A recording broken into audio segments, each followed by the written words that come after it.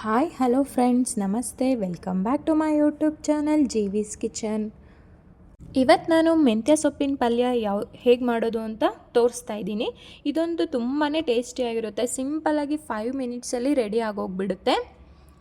ಚಪಾತಿ ಒಟ್ಟಿಗೆ ಅಂತೂ ಮಾಡಿಸಿದ್ದು ಕಾಂಬಿನೇಷನು. ಚಪಾತಿಗೆ ಜೊತೆ ಮೆಂತ್ಯ ಸೊಪ್ಪಿನ ಪಲ್ಯ ಅಂತೂ ಸೂಪರಾಗಿರುತ್ತೆ. ಇದನ್ನು ರೈಸ್ ಜೊತೆಗೂ ನಾವು ತಿನ್ಬೋದು.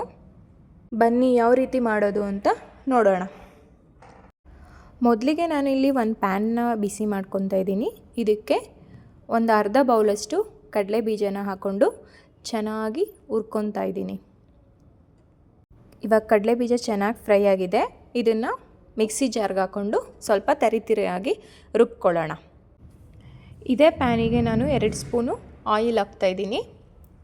ಎಣ್ಣೆ ಸ್ವಲ್ಪ ಕಾಯ್ದಾದ್ಮೇಲೆ ಸ್ವಲ್ಪ ಸಾಸಿವೆ, ಒಂದು ಅರ್ಧ ಟೇಬಲ್ ಸ್ಪೂನ್ ಜೀರಿಗೆ, ಕರಿಬೇವಿನ ಸೊಪ್ಪು ಆ್ಯಡ್ ಮಾಡಿಕೊಂಡು ನಾನು ಇಲ್ಲಿ ಫ್ರೈ ಮಾಡ್ಕೊತಾ ಇದ್ದೀನಿ. ಇವಾಗ ನಾನು ಇದಕ್ಕೆ ಒಂದು ಮೀಡಿಯಮ್ ಸೈಜ್ದು ಈರುಳ್ಳಿನ ಉದ್ದುದಕ್ಕೆ ಹೆಚ್ಕೊಂಡು ಹಾಕ್ತಾಯಿದ್ದೀನಿ. ಇದು ಸ್ವಲ್ಪ ಚೆನ್ನಾಗಿ ಫ್ರೈ ಆಗಬೇಕು. ನೋಡಿ, ಗೋಲ್ಡನ್ ಬ್ರೌನ್ ಕಲರ್ ಬರ್ತಾಯಿದೆ ಅಲ್ಲ, ಈರುಳ್ಳಿ ಚೆನ್ನಾಗಿ ಫ್ರೈ ಆಗಿದೆ.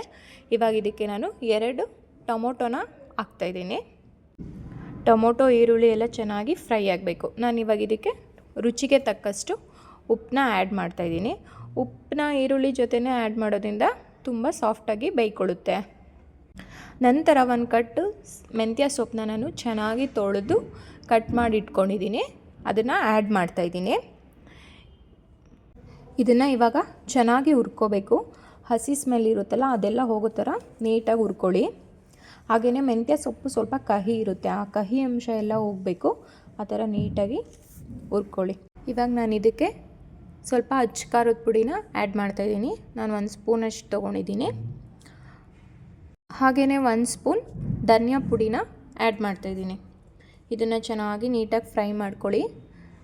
ಸೊಪ್ಪಲ್ಲಿರೋ ನೀರಿನ ಅಂಶ ಎಲ್ಲ ಹೋಗಿ ಎಣ್ಣೆ ಬಿಟ್ಕೊಳ್ಳೋವರೆಗೂ ಸ್ವಲ್ಪ ನೀಟಾಗಿ ಫ್ರೈ ಮಾಡ್ಕೋಬೇಕು. ಇವಾಗ ಇದು ಚೆನ್ನಾಗಿ ಫ್ರೈ ಆಗಿದೆ. ನಾನು ಇದಕ್ಕೆ ಒಂದು ಸ್ವಲ್ಪ ನೀರು ಆ್ಯಡ್ ಮಾಡ್ತಾಯಿದ್ದೀನಿ. ನೀರು ಆ್ಯಡ್ ಮಾಡಿಕೊಂಡು ಚೆನ್ನಾಗಿ ಬೇಯಿಸ್ಕೊಳ್ಳಿ. ನಂತರ ಇದಕ್ಕೆ ನಾವು ಆವಾಗಲೇ ಹುರಿದಿಟ್ಕೊಂಡಿದ್ವಲ್ಲ ಕಡಲೆ ಬೀಜ, ಅದನ್ನು ತರಿಯಾಗಿ ಪುಡಿ ಮಾಡಿ ಇಟ್ಕೊಂಡಿದ್ದೆ, ಅದನ್ನು ಆ್ಯಡ್ ಮಾಡ್ತಾಯಿದ್ದೀನಿ. ಈ ರೆಸಿಪಿಗೆ ಕಡಲೆ ಬೀಜದ ಪುಡಿ ಹಾಕಿದ್ರೇ ಹೈಲೈಟು. ಇದು ತುಂಬಾ ರುಚಿ ಕೊಡುತ್ತೆ, ತುಂಬಾ ಚೆನ್ನಾಗಿರುತ್ತೆ. ಇವಾಗ ಇದನ್ನು ನೀಟಾಗಿ ಒಂದು 5 ಮಿನಿಟ್ಸು ಮುಚ್ಚಳ ಮುಚ್ಚಿ ಬೇಯಿಸ್ಕೊಳ್ಳಿ. ಇವಾಗ ಇದು ರೆಡಿಯಾಗಿದೆ. ನೀವು ಈ ರೆಸಿಪಿನ ಮನೇಲಿ ಟ್ರೈ ಮಾಡಿ ಹೇಗಿತ್ತು ಅಂತ ಕಮೆಂಟ್ ಮಾಡಿ. ಹಾಗೆ ನಮ್ಮ ಚಾನಲ್ನ ಸಬ್ಸ್ಕ್ರೈಬ್ ಮಾಡ್ಕೊಳ್ಳೋದನ್ನ ಮಾತ್ರ ಮರಿಬೇಡಿ.